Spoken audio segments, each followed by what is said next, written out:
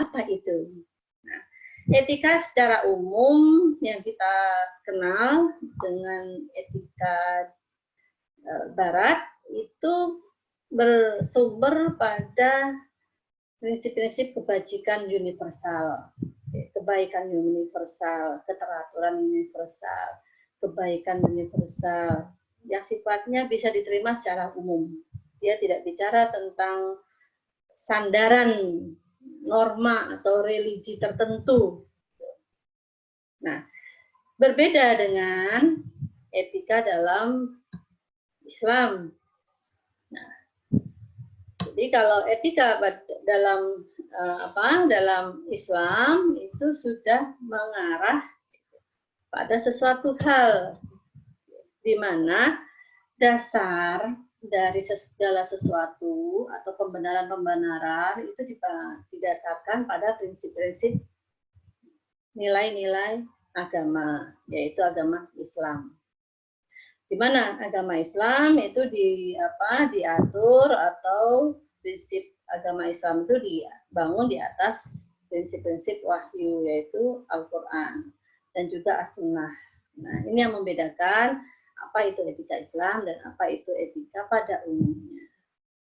Jadi kembali lagi secara umum bahwa etika itu sudah banyak didiskusikan oleh berbagai pihak atau kalangan. Tetapi etika pada umumnya tidak mendasarkan pada prinsip-prinsip religi atau wahyu tertentu. Didasarkan pada nilai-nilai kebaikan, kebajikan yang memang bisa diterima oleh semua kalangan. Nah, kalau Islam, kita kembali lagi, etika dalam Islam itu dibangun di atas standar prinsip-prinsip Islam yang didasarkan pada tadi Al-Quran dan As-Sunnah. Oke.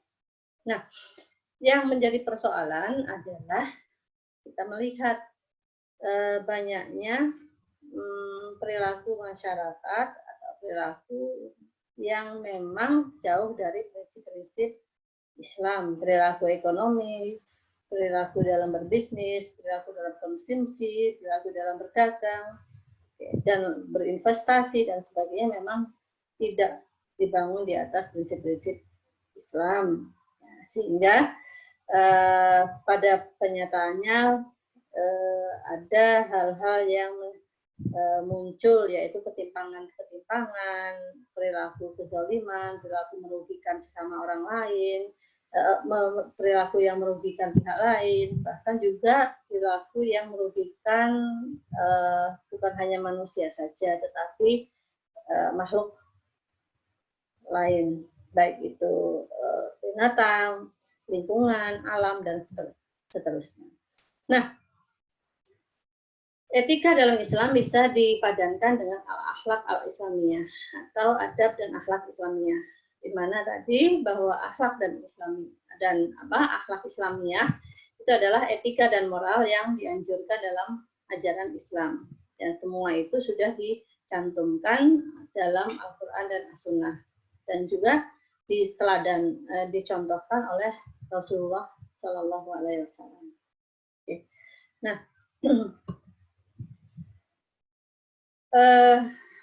bagaimana posisi atau kedudukan akhlak?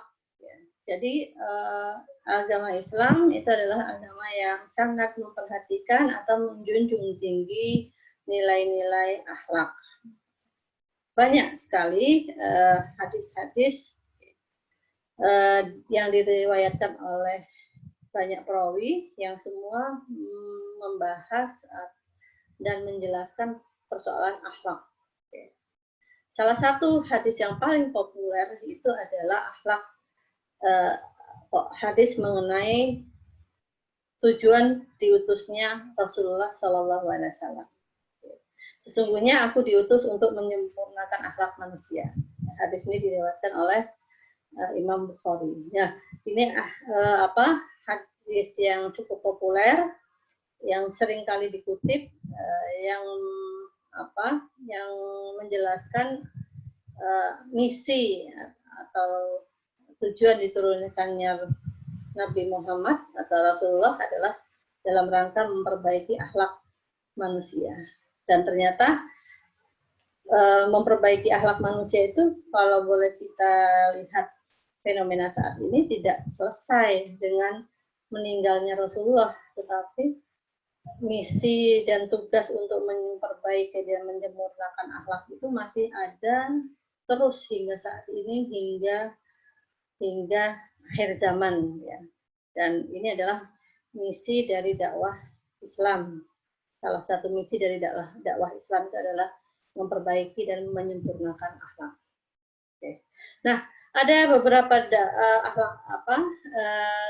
hadis-hadis lain yang juga turut memperkuat betapa pentingnya akhlakul karimah atau akhlak atau etika tadi yang bersumber dari nilai-nilai Quran dan Sunnah tadi yang disampaikan dan diriwayat oleh Nabi Muhammad yang kemudian diriwayatkan oleh para perawinya. Oke.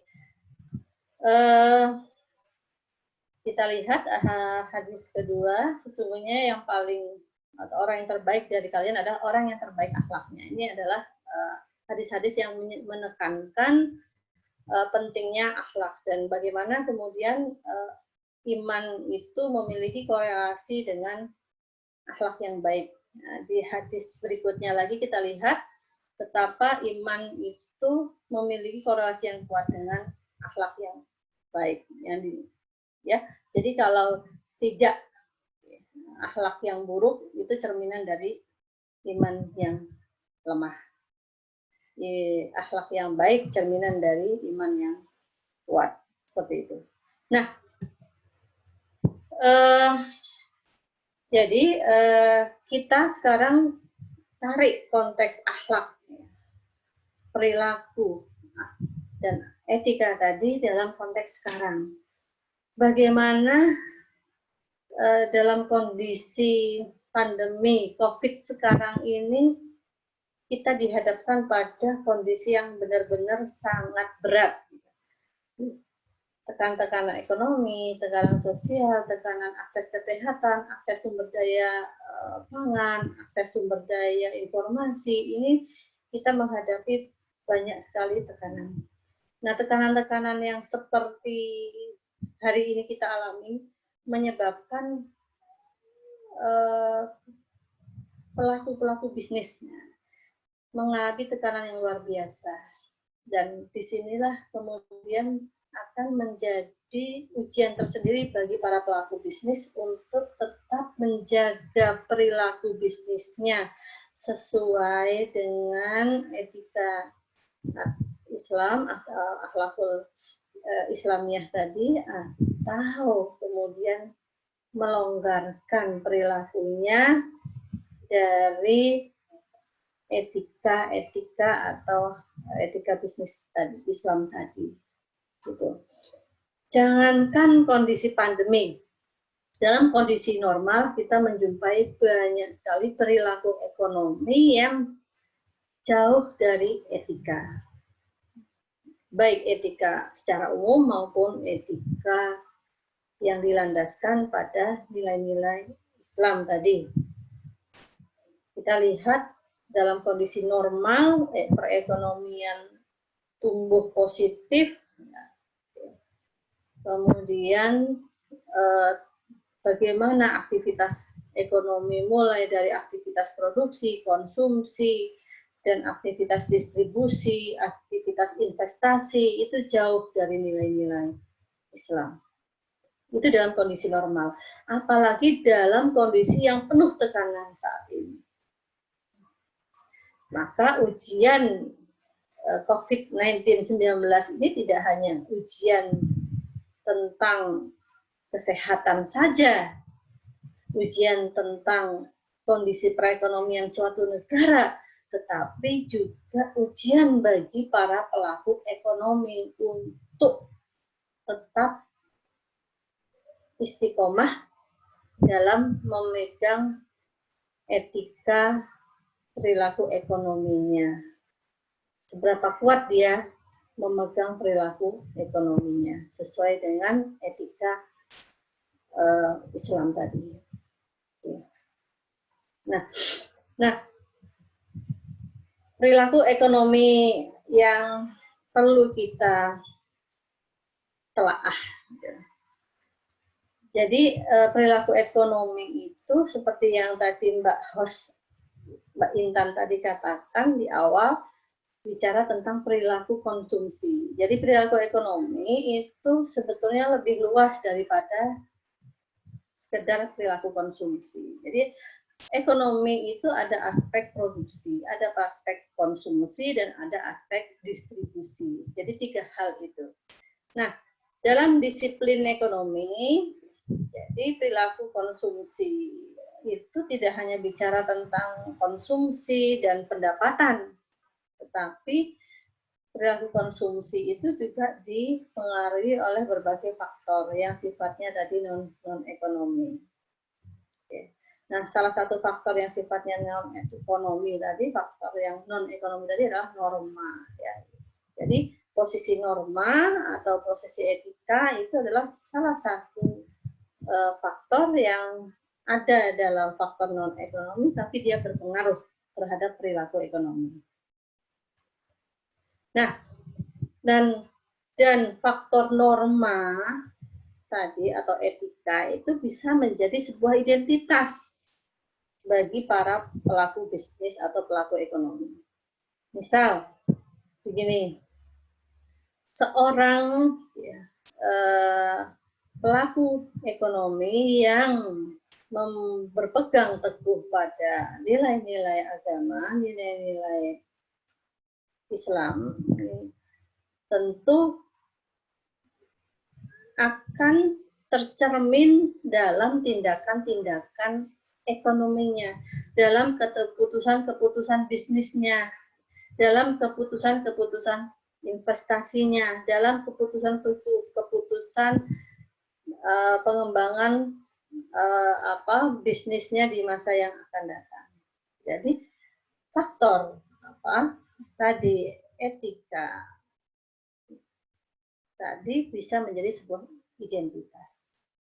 Nah, sudah banyak contoh bagaimana seorang pelaku bisnis yang Islami itu kemudian perilaku ekonominya memiliki ciri khas. Ciri khas. Nah, apa ciri khasnya? Dia juga Islami.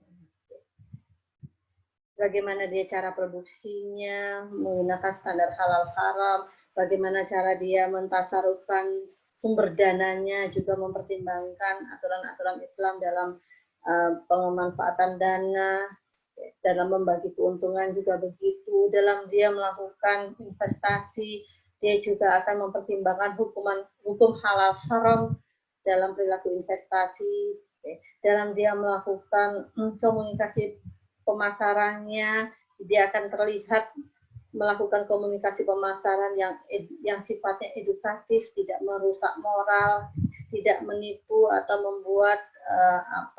membuat kesan yang membingungkan atau manipulatif. Nah, seperti itu. Jadi perilaku ekonomi seorang muslim itu akan nampak kelihatan. Nah, ini dipengaruhi oleh tadi, seberapa kuatkah dia berpegang teguh pada nilai-nilai etika yang bersumber tadi, kita kembali lagi pada aturan Allah, baik Al-Quran maupun As-Sunnah. Oke. Nah, apa itu perilaku ekonomi Islam? Nah, ini yang menarik. Nah, perilaku ekonomi Islam ini seringkali kalah populer. Kenapa? Lebih populer perilaku konsumennya, tapi perilaku ekonominya kalah populer. Nah, padahal perilaku ekonomi ini adalah satu kesatuan yang tidak terpisahkan dalam sebuah aktivitas ekonomi. Perilaku konsumsi itu tidak bisa berdiri sendiri tanpa adanya produksi dan tanpa adanya distribusi. Kalau boleh kita urut-urut atau kita lakukan perunutan, maka aktivitas ekonomi akan diawali oleh kegiatan produksi dulu. Kemudian selanjutnya akan ditindaklanjuti oleh perilaku distribusi dan pada akhirnya adalah perilaku konsumsi. Nah, jadi ketiga hal ini baik produksi, distribusi, konsumsi ini tidak bisa dilepas satu sama lain dan saling berinteraksi satu sama lain secara kuat. Nah, bagaimana perilaku ekonomi Islam? Jadi perilaku ekonomi Islam ini dibangun di atas prinsip-prinsip atau nilai-nilai Islam. Jadi ada pedoman di situ yang memang harus dipahami, yang harus dicermati oleh pelaku ekonomi. Baik posisinya dia sebagai produsen maupun sebagai distributor dan juga sebagai konsumen itu sendiri. Nah, jadi perilaku ekonomi Islam itu tidak bisa terlepas atau terpisah dari nilai-nilai Islam itu sendiri. Jadi kalau mengaku seorang produsen Muslim tetapi tidak menggunakan prinsip-prinsip Islam sebagai pedoman dalam melakukan kegiatannya, maka tidak bisa dikatakan dia berperilaku ekonomi yang Islami.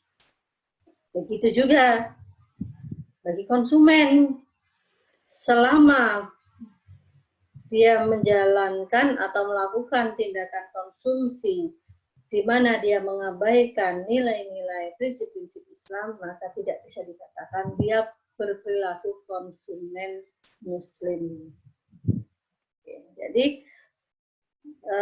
di sini meskipun fulanah itu seorang Muslim, tapi tidak bisa serta-merta dikatakan dia berperilaku konsumsi yang Islami kalau tidak menggunakan nilai-nilai Islam sebagai pedoman atau guidance seperti itu. Nah, ada salah satu surat yang Al-A'raf, ya, ini surat yang sangat bagus dan sangat komprehensif. Surat Al-A'raf ini secara umum sering dipahami sebagai sebuah, di ayat 85 ini ayat yang mengatur tentang takaran dan timbangan, gitu ya. Jadi surat ini, surat Al-A'raf ayat 85 itu sering dipahami oleh banyak orang sebagai salah satu ayat yang berbicara tentang kewajiban bagi orang yang terlibat dalam aktivitas muamalah untuk memenuhi takaran dan timbangan. Oke. Tetapi kalau kita lihat dalam surat ini, gitu ya, nanti silakan dibuka bersama-sama dalam surat Al-A'raf ini. A'udzubillahi minasyaitonirrajim. Bismillahirrahmanirrahim. Jadi kalau kita lihat wa ila madyana akhum Syuaib qala ya qaumi ibudullah ma lakum min ilahin ghair. Faja'atkum bayyinatun min rabbikum fa'aufu kaila wal mizan. Nah, seringkali ayat ini dipotong. Fa'auful kaila wal mizan. Nah, jadi penuhilah takaran dan timbangan. Berhenti sampai di situ. Seakan-akan ayat ini hanya bicara tentang wajibnya seorang yang melakukan kegiatan muamalah itu untuk memenuhi takaran dan timbangan. Tapi kalau kita lanjutkan di ayat ini sampai akhir ayat, ya, itu ada hal yang menarik.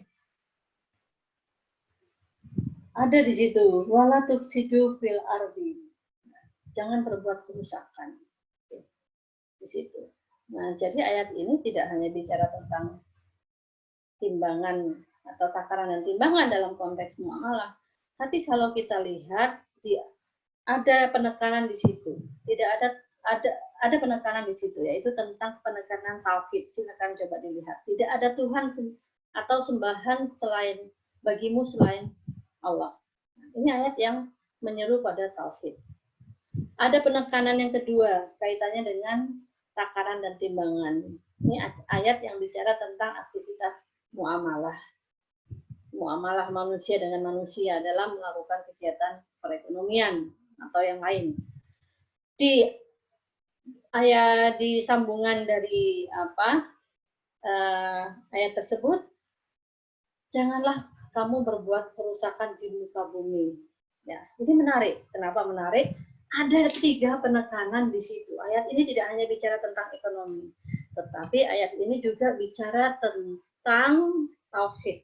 Bagaimana pesan tauhid, yaitu mengatur hubungan manusia dengan Sang Khalik, ya. Ada pesan muamalah di situ, hablum minanas. Bagaimana ayat ini juga menekankan aktivitas muamalah manusia dengan sesamanya dalam aktivitas ekonomi.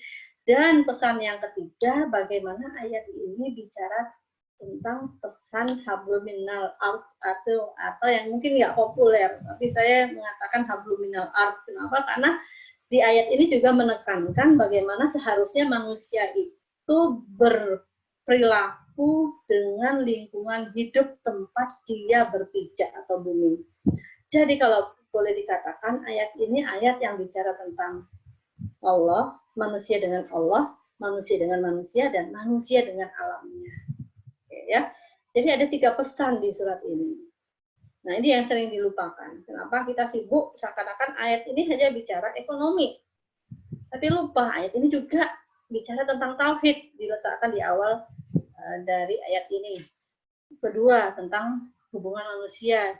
Yang ketiga, hubungan manusia dengan alamnya. Bagaimana Islam itu tidak menafikan atau menganggap kecil alam atau lingkungan hidupnya. Nah, secara filosofis ayat ini bicara tentang manusia dengan Allah, manusia dengan manusia, dan manusia dengan alam. Nah, aspek tauhid dalam surat ini bicara menekankan atau menegaskan tentang keberadaan atau keyakinan penuh terhadap keberadaan Allah. Keesaan Allah. Baik melalui bukti-bukti yang dapat terindra maupun bukti-bukti yang tidak dapat terindra. Nah, kemudian kalau kita telaah lebih lanjut, bagaimana implementasi ekonomi atau perilaku ekonomi yang dibangun di atas nilai-nilai tauhid. Ini menjadi hal yang menarik untuk didiskusikan. Jadi kalau kemudian keyakinan terhadap Allah itu ada, dan itu hal yang menjadi fondasi dalam perilaku ekonomi, apa selanjutnya? Apakah cukup hanya sekedar kita yakin, percaya terhadap keesaan Allah? Sudah selesai? Atau apa yang harus kemudian kita lakukan sebagai implementasi dari keyakinan kita terhadap Allah itu sendiri? Tentunya ini kaitannya dengan perilaku ekonomi. Nanti kita akan bahas di berikutnya ya, di slide berikutnya. Yang kedua, aspek muamalah. Oke. Kesadaran bahwa manusia itu diciptakan untuk saling membantu, saling menolong, saling memenuhi, saling menutupi kebutuhan dengan cara-cara yang dibenarkan oleh Islam. Nah, apakah cukup berhenti sampai di situ? Atau bagaimana selanjutnya implementasi dari perilaku ekonomi yang dibangun di atas nilai-nilai hablum minanas? Apa yang harus dilakukan? Apa kita cukup hanya muncul sebuah kesadaran bahwa sesama manusia harus saling menolong, saling menjaga, saling membantu, menutupi keperluan, saling memberi, saling menghargai, saling berlipat. Tapi Kemudian bagaimana implementasi lebih lanjut dari nilai-nilai hablum minan nas? Ya, yang ketiga, aspek interaksi manusia dengan lingkungan hidup atau bumi. Kesadaran bahwa manusia itu merupakan makhluk pilihan Allah. Jadi memang manusia adalah makhluk yang dipilih Allah untuk memakmurkan bumi, kemudian mengelola bumi. Nah, maka beberapa istilah itu manusia sebagai ra'in. Ra'in itu adalah pengelola, ra'in fil ard, mengelola bumi. Dan juga memakmurkan bumi, istikmar. Dan karena itu juga akhirnya iblis iri dengan manusia.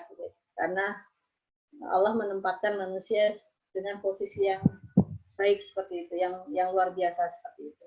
Nah, lantas dengan kemampuan yang diberikan Allah, bekal yang diberikan Allah, kelebihan-kelebihan dan penghargaan yang diberikan Allah kepada manusia, bagaimana implementasi perilaku ekonomi yang dibangun di atas nilai-nilai hablum minal ardh. Nah, ini juga perlu menjadi pemikiran-pemikiran kita sebagai insan pelaku ekonomi. Nah,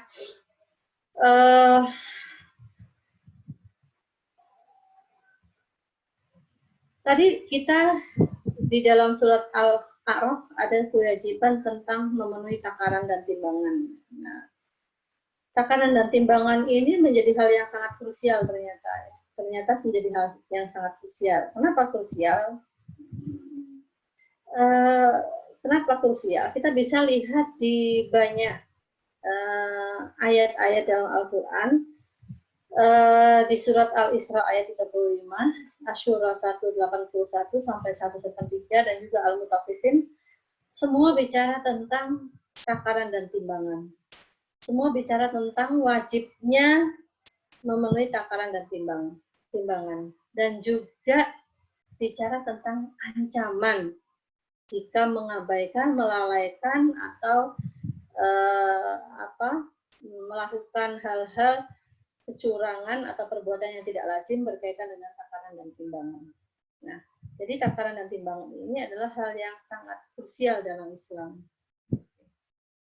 Nah, tetapi kita sudah tahu anjuran-anjuran untuk memenuhi takaran dan timbangan, wajibnya seperti apa, dan kita juga tahu hukuman apa yang akan diberikan Allah kepada kita selaku manusia ekonomi jika tidak memenuhi takaran dan timbangan. Nah, takaran dan timbangan itu memiliki dua dimensi, dimensi kualitas dan kuantitas. Kita seringkali terjebak pada makna dimensi kuantitas. Timbangan atau takaran itu kita bicara tentang jumlah, tetapi kita lupa bahwa itu juga berkaitan dengan kualitas atau mutu. Misal, dimensi kuantitas kita bicara tentang misal sebuah produk atau barang yang di kemasannya itu memiliki timbangan atau ukuran 1000 gram, gitu ya. 1000 gram, gitu ya. Kemudian produk itu atau barang itu juga pas jumlahnya 1000 gram. Oh, berarti secara takaran, secara kuantitas atau jumlah dia sudah memenuhi. Tetapi apakah dari sisi kualitas dia juga memenuhi? Kualitas itu tidak terukur dari sisi jumlah fisik, tetapi bicara tentang mutunya. Misal kualitasnya, grade-nya, tingkatannya,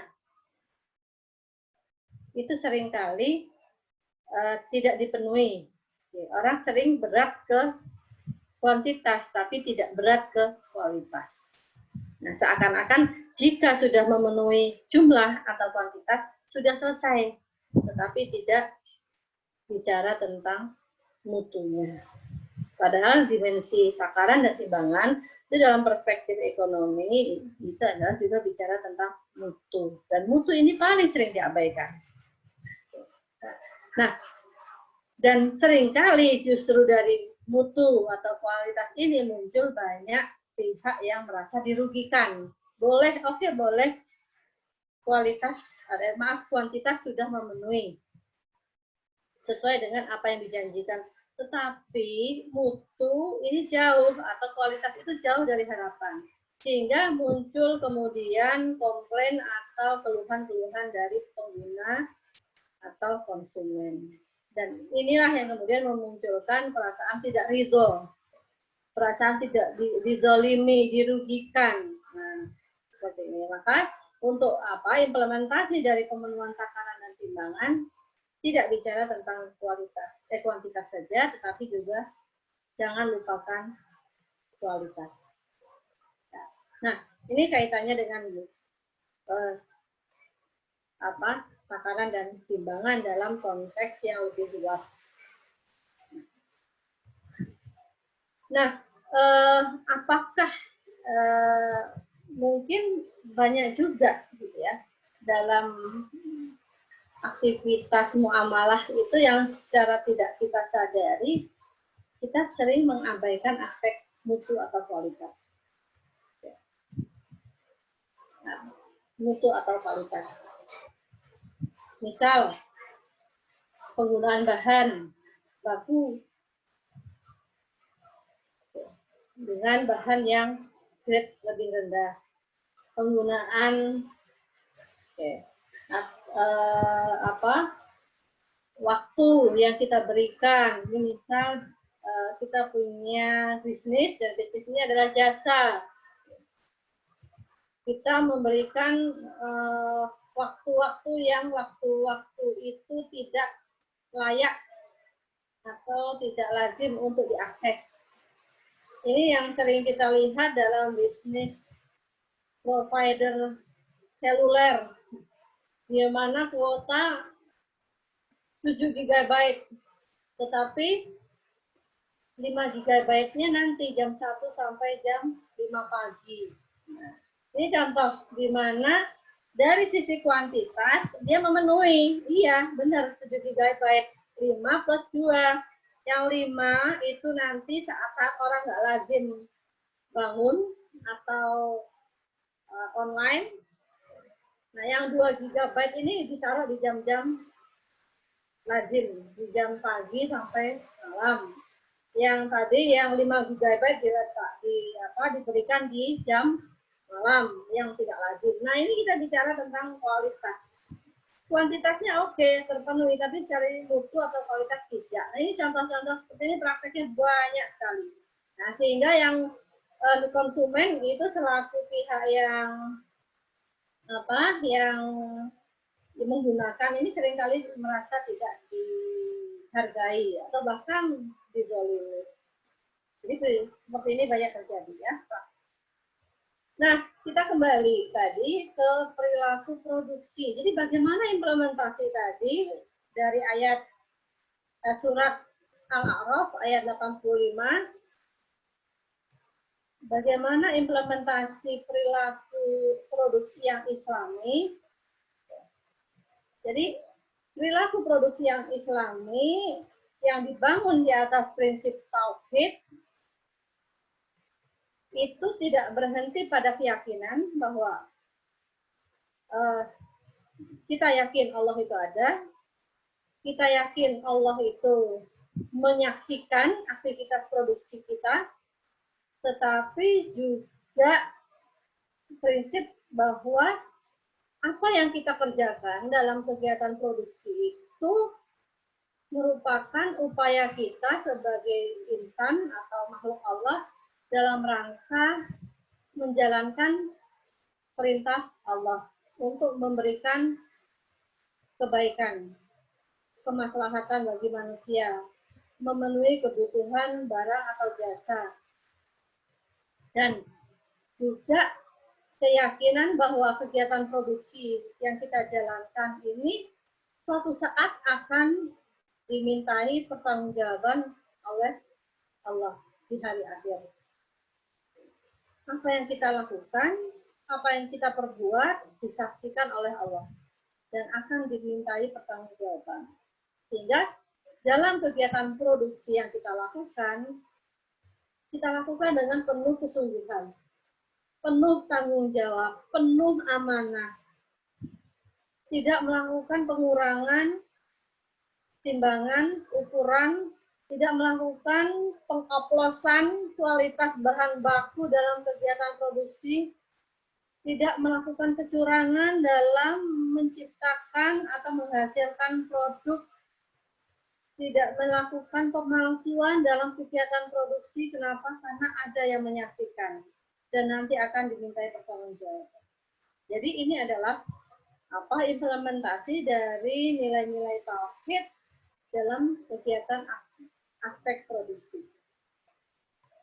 Nah, kita lihat perilaku yang ada di masyarakat, mulai dari pemalsuan, pengoplosan, penggantian, pengurangan kualitas, penggunaan grade bahan baku yang tidak seharusnya, pengurangan timbangan, dan lain sebagainya. Ini adalah bentuk perilaku yang tidak mematuhi nilai-nilai atau prinsip-prinsip tauhid dalam kegiatan produksi.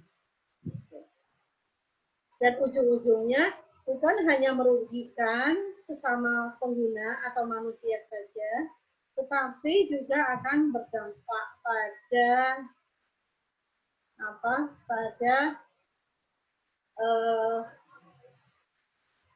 nilai tidak ridhonya manusia atau konsumen yang lain.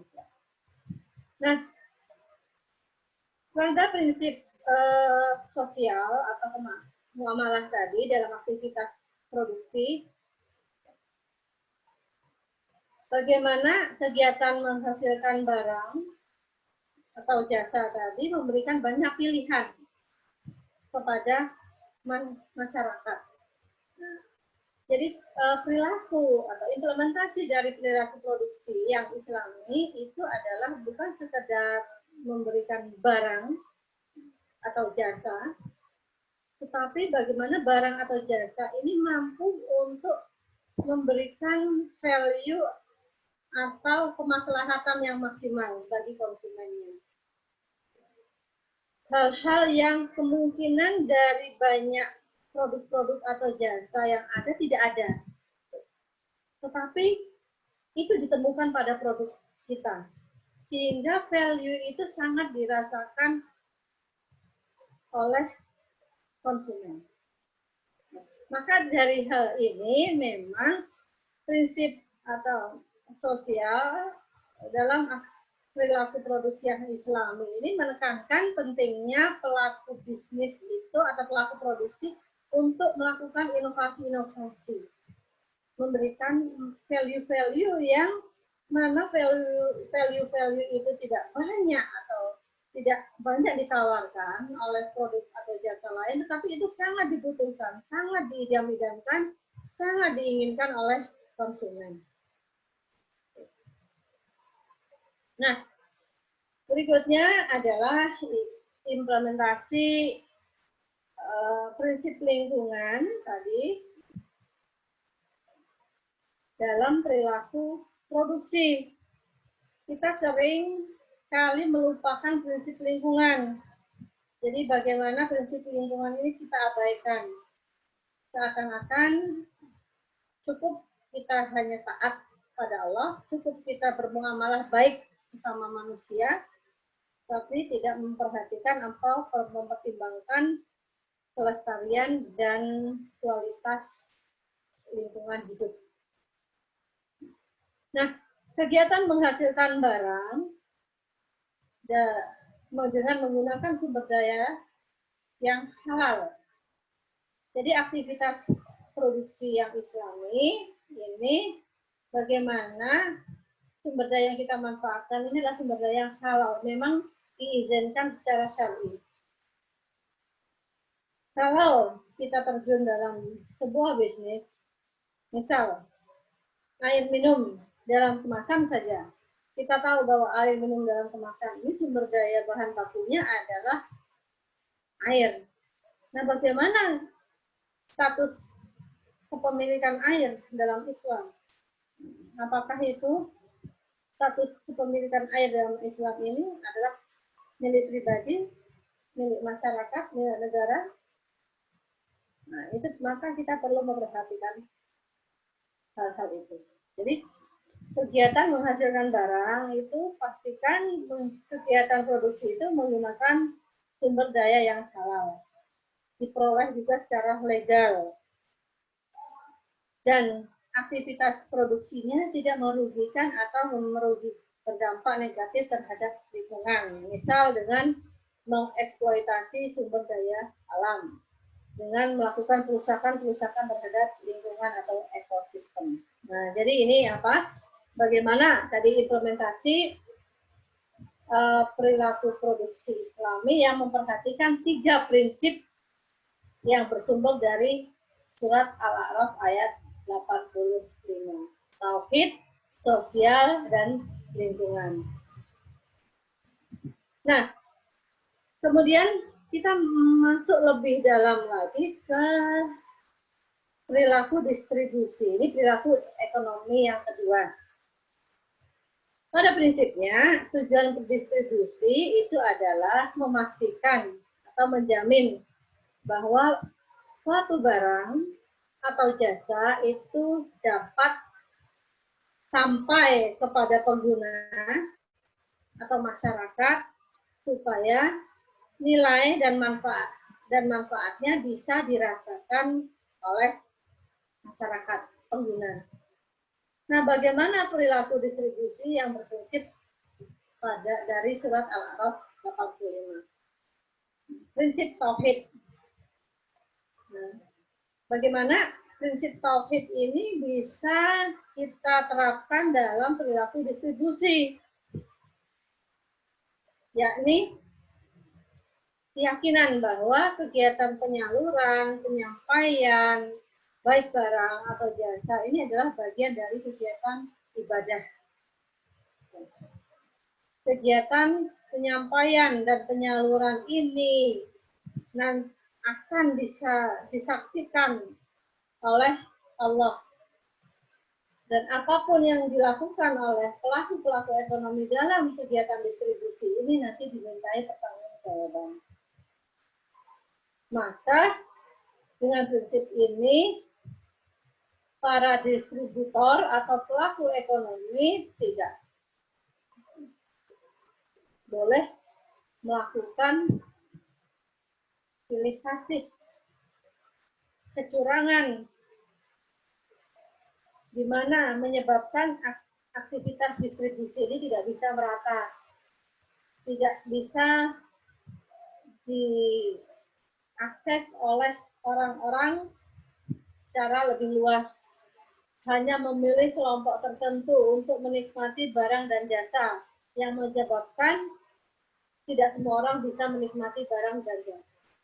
Nah, sampai hari ini kita masih melihat bagaimana perilaku distribusi ini tidak mengindahkan prinsip tauhid. Dampaknya apa? Dampaknya tidak semua orang bisa mengakses. Kenapa? Karena ada perilaku distribusi yang tidak mematuhi prinsip tauhid. Pilih kasih, hanya memonopoli kelompok tertentu, hanya memberikan akses kepada kelompok tertentu, sehingga masyarakat pada umumnya tidak bisa menikmati manfaat dari barang atau jasa. Sampai hari ini masih terjadi. Ini adalah prinsip distribusi yang tidak mengindahkan prinsip-prinsip tauhid. Karena dia tidak meyakini atau bahkan tidak mempedulikan bahwa Allah itu menyaksikan, dan perilaku yang dia lakukan itu nanti akan dimintai pertanggungjawaban. Maka dia lakukan hal-hal yang tidak semestinya.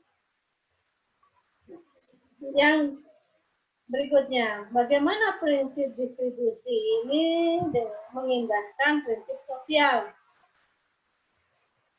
Nah, dalam melakukan kegiatan distribusi, pelaku ekonomi melakukan penyampaian, penyaluran baik barang maupun jasa dengan melakukan kegiatan penyampaian guna memenuhi hajat hidup orang lain, memberikan jalan kemudahan bagi orang lain, sehingga orang lain bisa menggunakan atau mengambil nilai atau manfaat dari barang atau jasa tersebut. Prinsip sosial berarti memberikan akses yang luas kepada banyak masyarakat, banyak konsumen, banyak pihak, supaya semua bisa menikmati dan mengambil value dari barang atau jasa. Nah, prinsip lingkungan, bagaimana kegiatan distribusi ini mengindahkan aspek lingkungan, ini berarti bagaimana pelaku ekonomi melakukan penyampaian, penyaluran tanpa memberikan dampak negatif terhadap lingkungan. Bagaimana kegiatan distribusi tetapi tidak menimbulkan polusi. Bagaimana distribusi bisa dilakukan tanpa menggunakan energi yang boros. Bagaimana prinsip distribusi bisa dilakukan dengan hemat dan efisien. Ini adalah prinsip-prinsip distribusi yang memperhatikan aspek lingkungan. Oke. Nah,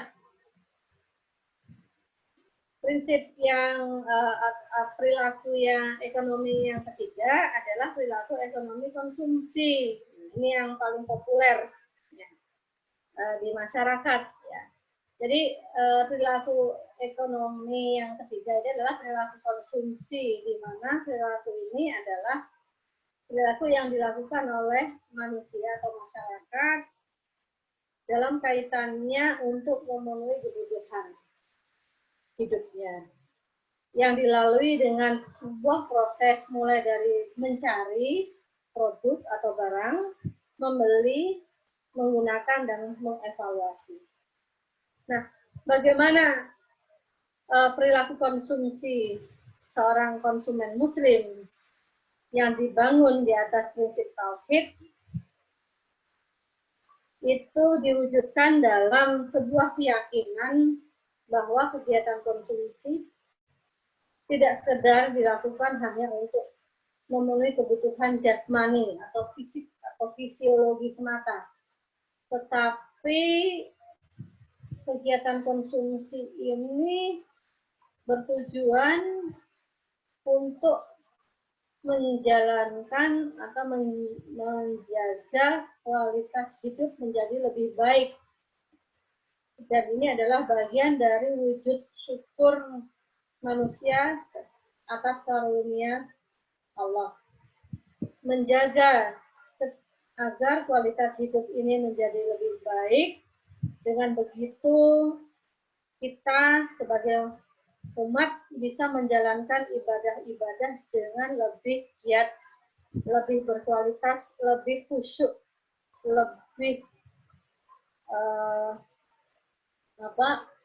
konsentrasi.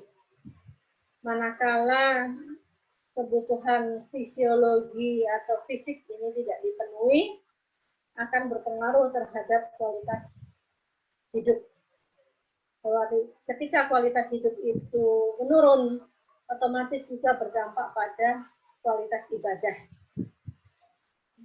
Kalau kualitas hidup juga menurun, tentu nanti akan berdampak pada wujud syukur atau perilaku syukur kita kepada Allah.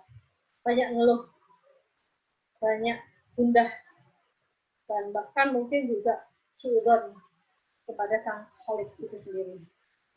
Oke ya, jadi perilaku konsumsi tidak semata-mata untuk memenuhi kebutuhan fisik, tetapi juga meningkatkan kualitas hidup, dan dengan kualitas hidup yang meningkat, syukur kita bertambah. Ketika syukur kita bertambah, kegiatan atau kualitas ibadah kita menjadi lebih baik dan lebih intens. Nah, perilaku konsumsi ini juga tentu eh, ketika kita mengindahkan nilai-nilai tauhid, kita juga ya akan meyakini bahwa apa yang kita lakukan dalam konsumsi tadi disaksikan oleh Allah. Maka berhati-hati dalam perilaku konsumsi. Kenapa? Karena dalam perilaku yang kita lakukan ini kita sedang diawasi atau sedang diamati. Perilaku konsumsi yang tidak benar dalam memenuhi kebutuhan itu akan dimintai pertanggungjawaban di hari akhir. Nah, perilaku konsumsi ini juga perlu dibangun di atas prinsip sosial. Nah, yang menarik adalah dalam Islam perilaku konsumsi itu tidak serta-merta individualistik atau self-centris, di mana perilaku konsumsi itu hanya memikirkan ego kita, diri kita saja. Tetapi perilaku konsumsi seorang konsumen muslim itu juga mengindahkan prinsip-prinsip sosial pihak-pihak lain. Perilaku konsumsi seorang muslim itu juga mempertimbangkan aspek rasionalitas, di mana perilaku konsumsi perlu mempertimbangkan aspek tingkat urgensinya. Apakah konsumsi itu penting, urgen, penting tidak dapat ditunda, penting dapat ditunda, tidak penting. Prinsip ini adalah prinsip rasionalitas. Dan prinsip ini mampu untuk menghindarkan perilaku konsumtif dan konsumerisme yang model yang mana perilaku konsumerisme ini adalah bagian dari gaya hidup konsumsi non-muslim atau kapitalisme. Perilaku konsumsi yang dibangun di atas prinsip sosial yang tidak hanya mementingkan diri sendiri, tetapi juga memperhatikan kebutuhan atau hidup atau hajat orang lain. Apa yang kita beli itu tidak serta-merta nanti tanpa mempertimbangkan kebutuhan-kebutuhan orang lain. Kita contoh, kita beli dalam jumlah banyak dan besar, sehingga terjadi kelangkaan di pasar. Dengan adanya kelangkaan di pasar, maka hajat orang mungkin tidak dapat dipenuhi karena langka. Adanya perilaku-perilaku konsumsi yang tidak mempertimbangkan aspek sosial tadi menyebabkan banyak terjadi kelangkaan barang atau di pasaran, sehingga tidak semua orang bisa akses. Nah, kita ambil contoh kemarin di awal-awal musim pandemi, bagaimana orang melakukan kegiatan konsumsi yang tidak terkendali, yang hanya mempertimbangkan aspek individu atau self-individualism, sehingga tidak mempertimbangkan masih ada pihak-pihak lain yang sangat membutuhkan. Dan ketika pihak-pihak lain yang amat sangat membutuhkan tidak bisa memenuhi, maka muncullah kemadorotan. Misal masker, hand sanitizer, vitamin C kemarin. Banyak pihak yang kemudian tidak kebagian karena aksi borong. Baik itu motifnya untuk menimbun untuk keperluan diri sendiri atau menimbun untuk keperluan bisnis, dijual lagi di waktu lain dengan harga yang kemudian berlipat-lipat. Ya. Nah, dengan cara-cara seperti ini akhirnya perilaku konsumsi jauh dari prinsip-prinsip sosial yang bersumber tadi dari surat Asy-Syura ayat 85. Nah, kemudian ada prinsip yang berikutnya, perilaku konsumsi yang dibangun di atas prinsip lingkungan.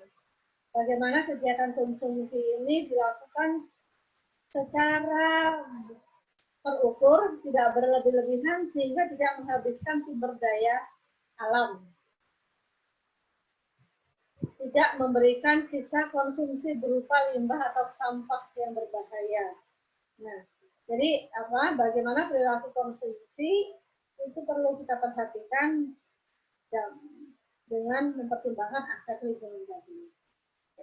Kita seringkali melakukan konsumsi hal-hal yang sebenarnya tidak dibutuhkan atau dengan yang akhirnya nanti hanya menimbulkan sampah.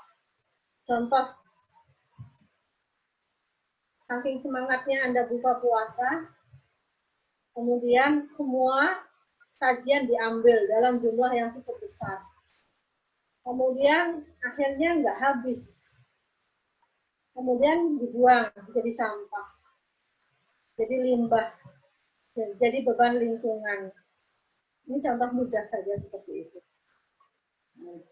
Jadi kita seringkali, dan padahal dengan seperti itu kita mengabaikan kelestarian lingkungan, mengabaikan sumber daya alam, dan juga mengabaikan orang lain yang tidak bisa akses. Nah, jadi ini contoh-contoh bagaimana implementasi perilaku ekonomi yang diinspirasi oleh surat Al-A'raf ayat 85 tadi. Ada prinsip tauhid, prinsip sosial, prinsip lingkungan ke dalam kegiatan 3, produksi, distribusi, dan konsumsi.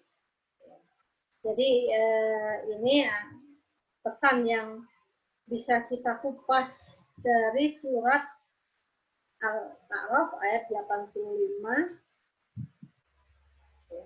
yang mungkin tidak terlalu populer karena lebih populer orang dengan takaran dan timbangannya ketimbang pesan-pesan tauhid, sosial, dan lingkungannya. Demikian untuk penjelasan yang saya sampaikan. Mohon maaf kalau ada gangguan suara karena di tempat kami sedang hujan yang sangat deras. Alhamdulillah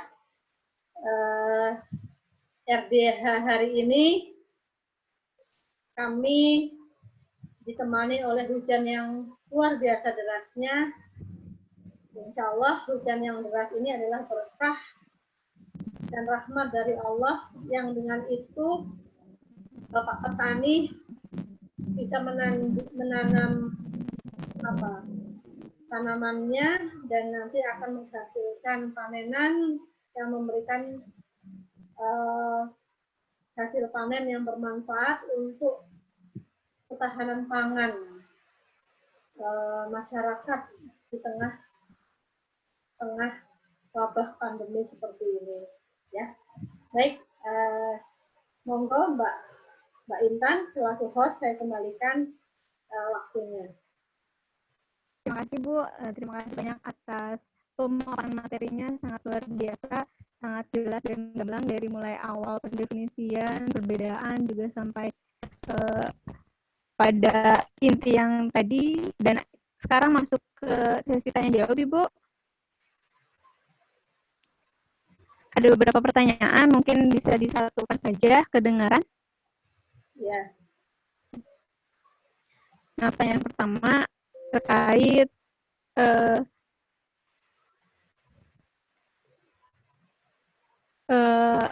industri-industri pada hari ini kan Ibu terkena dampak COVID-19 ini sangat berat ya Bu. Dan industri-industri saat ini itu banyak yang beralih menjadi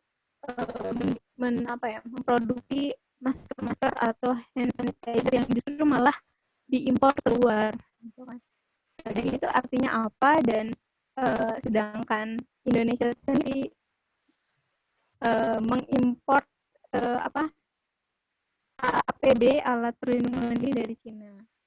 Dan juga bagaimana pandangan perilaku ekonomi Islam, dan pada kali ini juga ada beberapa sistem saat ini kan tidak hanya mempertimbangkan manfaat, madorot dan manfaat apa ya Bu? Halal dan haram, hanya menentukan hanya berorientasi pada profit atau keuntungan. Apakah fenomena saat ini yang sedang terjadi, Indonesia saat ini kan sedang mengalami seperti kebingungan atau kegalauan sampai pada titik kebingungan yang tercatat pada 8 Juni nanti gitu kan, pusat-pusat perbelanjaan atau toko-toko industri, toko-toko mal-mal yang bukan hanya membuka perobat-obatan atau alat-alat kesehatan akan dibuka kembali sebagai normalisasi ekonomi yang dikatakan oleh pemerintah sebagai bentuk perdamaian pada COVID-19 yang pada awal kasus COVID-19 ini sebenarnya pemerintah justru mengatakan memerangi COVID-19 ini, padahal sampai saat ini justru malah tercatat pada 8 Juni nanti akan dibuka kembali sektor perbelanjaan sebagai bentuk dari normalisasi ekonomi. Dan bagaimana pandangan dari pelaku ekonomi Islam? Oke, yang saya tangkap 2 pertanyaan ya Mbak ya. Yang pertama kaitannya tadi dengan APD di saat pandemi, justru para perusahaan itu melakukan ekspor APD keluar, kemudian akhirnya langka dan selanjutnya yang terjadi adalah kembali kita mengimpor dari luar. Jadi begini yang perlu diperhatikan, karena di awal masa COVID itu pemerintah masih belum terlalu yakin bahwa Indonesia akan terkena pandemi, maka kegiatan ekspor impor itu berjalan sebagaimana biasanya. Artinya para produsen APD itu sudah memiliki kontrak atau melakukan kontrak transaksi bisnis dengan luar untuk mengekspor APD. Nah, karena melihat permintaan di luar itu tinggi, maka ekspor itu berjalan tanpa ada antisipasi bahwa suatu saat Indonesia akan terjadi pandemi itu. Nah, ketika ekspor itu dilakukan dalam jumlah besar ke berbagai negara yang terkena pandemi, maka Indonesia mulai menyadari bahwa kasus-kasus pandemi itu muncul. Nah, kesadaran itu muncul dibarengi oleh kesadaran masyarakat untuk memenuhi perlindungan diri, memenuhi kebutuhan perlindungan diri berupa masker dan sebagainya. Nah, tapi dari sisi pihak produsen itu juga belum kemudian menyiapkan untuk pemenuhan kebutuhan dalam negeri, sehingga di situ ada kesenjangan atau kesenjangan antara pemenuhan kebutuhan luar dan kebutuhan internal itu sendiri karena tidak adanya antisipasi. Dari awal memang masih santai-santai. COVID itu masih lama, sepertinya nggak kena Indonesia, maka semua produsen APD itu fokus untuk melakukan penjualan keluar dan tidak ada antisipasi untuk kalau nanti Indonesia ada atau terjadi wabah pandemi dan begitu. Maka ini stok di dalam negeri ini tidak kemudian disiapkan untuk mengantisipasi jika itu terjadi di dalam negeri. Nah, ternyata kenyataan berkata lain. Di tengah kasus maraknya ekspor keluar, dalam negeri mulai muncul penyakit dan mulai muncul perilaku masyarakat berbondong-bondong beli. Nah, produsen ini juga tidak siap untuk memasok kebutuhan pasar dalam negeri dalam jumlah yang besar. Bisa dikatakan tidak siap. Nah, maka perilaku ketidaksiapan stok di pasaran ditambah dengan perilaku konsumsi yang panic buying untuk segera beli, muncul pula spekulan yang bermain stok untuk memainkan harga dan mengambil keuntungan di lapangan dalam jumlah besar.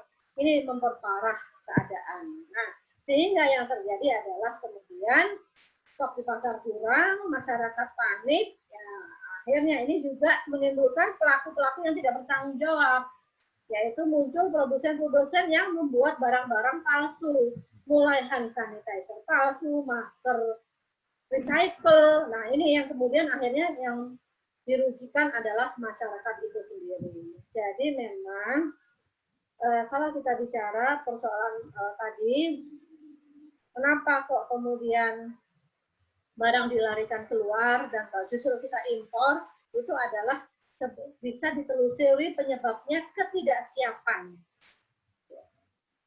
Baik pelaku dalam negeri, baik juga pemangku kebijakan di pemerintahan, bahwa pandemi itu akan datang. Ketika pandemi datang, kita tidak siap, produsen juga tidak siap, pemerintah juga tidak siap. Nah, yang ini yang kemudian muncul pelaku-pelaku ekonomi yang tidak bertanggung jawab dalam menghasilkan barang-barang palsu, kemudian KW, dan seterusnya. Muncul kemudian harga-harga yang spekulan-spekulan yang memainkan harga. Nah, kemudian langkah mudahnya adalah apa? Impor. Untuk memasok barang dalam jumlah besar. Supaya harga terkendali adalah dengan cara impor. Nah, jadi itu penyebabnya. Ketidaksiapan, lagi-lagi ketidaksiapan menghadapi pandemi ini sendiri. Baik tadi ya yang sudah saya sampaikan. Bukan hanya pemerintah, tetapi juga pelaku bisnis yang tidak siap. Nah, kalau tidak siap apa? Maka muncullah perilaku-perilaku kotor dari para spekulan. Itu jawaban tadi untuk penanya pertama. Untuk pertanyaan kedua tadi, saya agak lupa, tadi suaranya kurang jelas. Mungkin bisa diulang. Boleh diulang? Oh ya, boleh diulang. Yang terkait yang kedua adalah negara seperti dibingungkan buatnya, seperti sedang ada di titik buntu gitu, karena tercatat pada 8 Juni nanti semua pusat perbelanjaan seperti mal-mal atau toko-toko dibuka kembali. Toko-toko yang bukan menyediakan alat-alat obat-obatan atau alat-alat kesehatan dibuka kembali sebagai bentuk normalisasi ekonomi yang pemerintah katakan sebagai bentuk perdamaian pada COVID-19. Yang padahal pada kasus awal pertama kali kasus, pemerintah justru mengatakan bentuk perang terhadap COVID-19 ini. Justru sekarang malah kebalik. Nah, seperti apa pandangan yang seharusnya? Ya, pertimbangan adalah pertimbangan pemulihan ekonomi. Kalau saya melihat ya, jadi kenapa dibuka kebijakan untuk relaksasi ini adalah untuk menggerakkan roda sektor ekonomi masyarakat, sehingga para pelaku ekonomi ini mulai bisa beroperasi kembali, bisnis bisa berjalan kembali, sehingga dengan bisnis bisa berjalan kembali, pertumbuhan ekonomi bisa bergerak atau tumbuh. Perusahaan bisa bertahan untuk membiayai operasionalisasi bisnis, bisa membiayai mengcover biaya operasional dan gaji dan seterusnya. Jadi ini adalah alasan-alasan ekonomis, sebetulnya seperti itu. Nah, tetapi memang yang harus diperhatikan adalah juga keselamatan, ya, keselamatan dari warga masyarakat itu sendiri. Kenapa? Ekonomi memang harus tumbuh. Kalau tidak tumbuh, perekonomian dan pertumbuhan ekonomi akan terperosok. Terutama orang-orang yang berpenghasilan menengah bawah dan juga pelaku ekonomi yang sudah terjerat dan terlilit beban-beban operasional. Nah, di samping itu juga pemerintah ini harus berhati-hati dalam penanganan COVID-19. Kenapa? Ketika arus itu dibuka, perbelanjaan ini juga mulai dibuka, otomatis kita harus sudah siap dengan kemungkinan terjadinya transmisi COVID untuk berpindah. Dan ini juga harus diperhatikan. Maka pandangan saya ini memang sesuatu pilihan, sebuah pilihan yang harus diambil oleh negara. Apakah pilihan ini adalah mempertahankan ekonomi atau pertahanan keselamatan masyarakat. Ini sama-sama nggak enaknya ketika harus berhenti total dalam kondisi seperti ini. Memang negara tidak memiliki basis finansial atau sumber dana yang kuat untuk membiayai atau mengcover semua kebutuhan hidup warganya. Ini harus disadari bersama. Tapi kalau dilepas situasi malakama, yaitu pasti akan muncul transmisi baru yang harus dihadapi oleh warga masyarakat. Ini hal-hal yang tidak mengenakan. Dua-duanya tidak mengenakan. Maka memang keputusan yang harus diambilnya adalah keputusan yang bersifat jangka panjang dan mempertimbangkan aspek kemaslahatan masyarakat. Karena kalau dalam Islam, kemaslahatan umat atau masyarakat itu adalah hal yang paling utama. Nah, apakah kebijakan yang diambil ini nanti dengan relaksasi ini bisa nggak menjamin aspek keselamatan warganya, kan begitu? Apakah kita sudah siap? Pemerintah sudah siap? Pemerintah daerah sudah siap untuk menghadapi kejadian-kejadian dari wabah ini ketika lebih buruk lagi keadaannya ketika itu terjadi transmisi lokal. Nah, ini yang harus dipertimbangkan ya.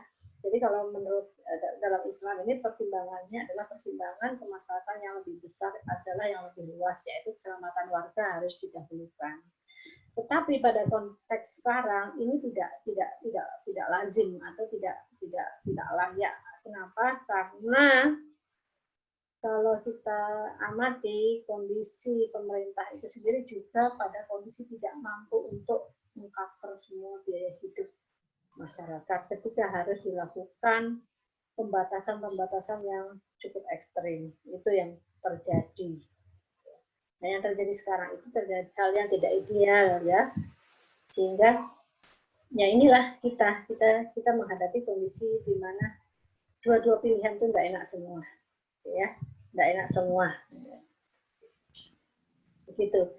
Itu pendapat saya. Kalau pendapat Islam tadi, bagaimana fungsi negara harus mampu untuk memikirkan dan memenuhi keselamatan warganya, masyarakatnya. Itu dalam Islam. Baik keselamatan ekonominya, keselamatan kesehatan itu dalam Islam. Tapi konteks sekarang ini dalam kondisi yang tidak enak semuanya karena tidak ideal semuanya. Begitu ya. Saya kembalikan kepada hostnya. Ya, terima kasih Bu atas seluruh jawabannya. Jelas, insya Allah. Dan sekarang sudah sampai pada penghujung acara atau dari untuk itu Bu mungkin bisa untuk memberikan closing statement. Baik, untuk para hadirin, ya, kita menghadapi kondisi di mana terjadi perubahan yang sangat cepat. Perubahan yang melanda ke seluruh peri kehidupan. Mau nggak mau kita harus mampu untuk beradaptasi, menyesuaikan pola-pola hidup kita, cara kita bersikap, cara kita berperilaku, cara kita menyelesaikan problem, cara kita menghadapi rutinitas dalam keseharian ini, kita harus siap untuk merubah atau melakukan penyesuaian tanpa harus meninggalkan asas-asas atau prinsip-prinsip Islam tadi. Ya. Kenapa? Prinsip Islam tetap harus menjadi pedoman dalam berperilaku manusia, berperilaku ekonomi. Kita sebagai hamba Allah yang diberikan amanah, kepercayaan, dan mendapat posisi dan derajat yang tinggi di sisi Allah. Maka pantaskah kita untuk menerima amanah itu? Jadi itu tadi ya, kita harus siap untuk menghadapi perubahan, beradaptasi, tetapi juga tetap berpedoman pada prinsip-prinsip Islam. Begitu saja closing statement saya. Saya ucapkan selamat bersiap-siap untuk berbuka puasa. Semoga amal ibadah di hari ini, di puasa hari ini, diterima oleh Allah Subhanahu wa Ta'ala, dan apa yang kita kaji bersama memberikan inspirasi, memberikan kesadaran bagi kita semua bahwa kita adalah makhluk Allah yang lemah, ya, yang mana kita perlu perlindungan. Jika kita ingin dikasihi oleh Allah, maka taatlah pada Allah. Demikian. Billahi taufiq wal hidayah. Assalamualaikum warahmatullahi wabarakatuh. Waalaikumsalam warahmatullahi wabarakatuh. Terima kasih Bu. Dan teman-teman yang sudah stay on dari awal ke akhir juga kami ucapkan terima kasih banyak. Semoga teman-teman mampu menyerap ilmunya dari Ibu Solihah ini, dan terima kasih Bu Solihah telah sharing atas ilmunya yang luar biasa. Bagi teman-teman yang mungkin nanti ada pertanyaan yang belum terjawab, bisa langsung hubungi tim RDH, mungkin nanti akan disampaikan oleh Bu Solihah. Dan insya Allah pada kesempatan kali ini akan kami cukupkan.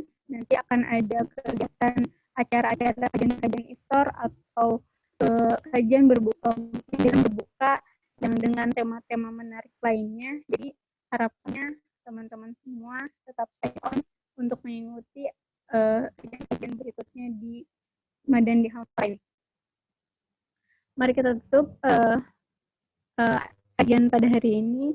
Kurang dan lebih mohon maaf. Dan kurangnya mohon maaf. Wabillahi taufiq wal hidayah. Wassalamualaikum warahmatullahi wabarakatuh.